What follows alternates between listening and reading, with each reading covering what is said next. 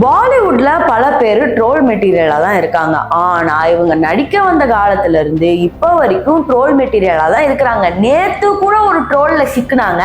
அந்த ஹீரோயின் யாரு, எதுக்காக இவங்களுக்கு இவ்வளவு ட்ரோல் அப்படின்னு கேட்டீங்கன்னா நீங்களே சமகாண்டாவீங்க. அது யாருன்னு தெரிஞ்சுக்கணும்னா இந்த வீடியோ ஃபுல்லா பார்க்கணும். வாங்க வீடியோக்குள்ள போகலாம். ஊர்வஷி ரவுட்லா கண்டிப்பா நீங்க ஷார்ட்ஸ் பார்த்தோ இல்ல தம்ப்நெயில் பார்த்தோ நீங்க உள்ள வந்திருப்பீங்க.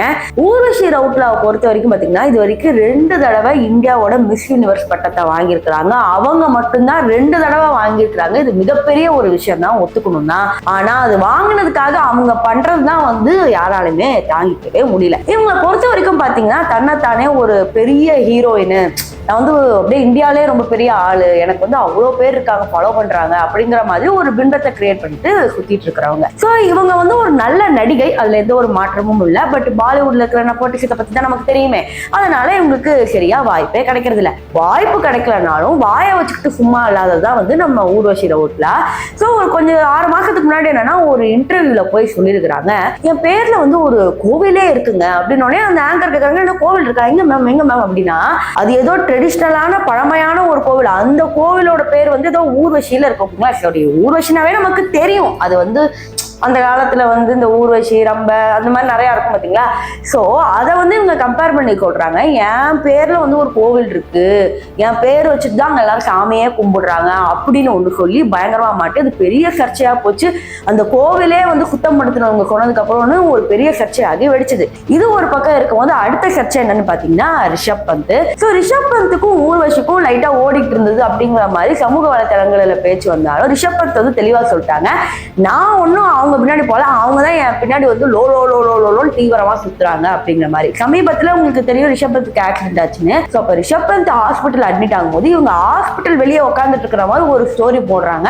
அப்ப பயங்கரமா எல்லாரும் என்ன கமெண்ட் பண்ணாங்கன்னா, அந்த பையன் தான் பிடிக்கலன்னு சொல்லிட்டாங்க. இதுவே ஒரு பையன் ஸ்டாக் பண்ணிருந்தா நீ சும்மா இருந்திருப்பியா, அதனால நீ ஹீரோயினாலும் உங்க சும்மா விட்டுருக்குமா அப்படிங்கிற மாதிரி. ஸோ இவங்க எப்படின்னா ஆரம்பத்தில் எப்படி காமிக்கணும்னு நினைச்சாங்கன்னா ஒரு பெரிய ஹீரோயினா காமிக்கணும்னு நினைச்சாங்க. எதுவும் ஒர்க் அவுட் ஆகல.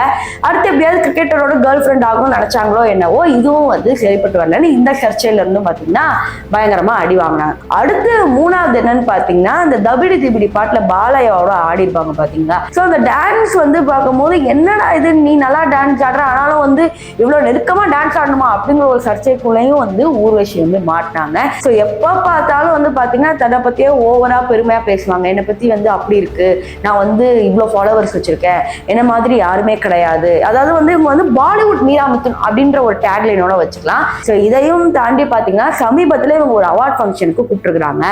அதில் என்ன சொல்லியிருக்காங்கன்னா, நான் ஊர்வான்னு சொல்லுவேன், நீங்க ஷீன்னு சொல்லுங்க அப்படின்னு இவங்க சொல்லியிருக்காங்க. உடனே இவங்க ஊர்வான்னு கத்த இதில் இருக்கிறவங்க எல்லாம் சீ சீன்னு சொல்லி அது ஒரு பெரிய ட்ரோல் மெட்டீரியலா நேத்து வர போயிட்டு இருக்கு.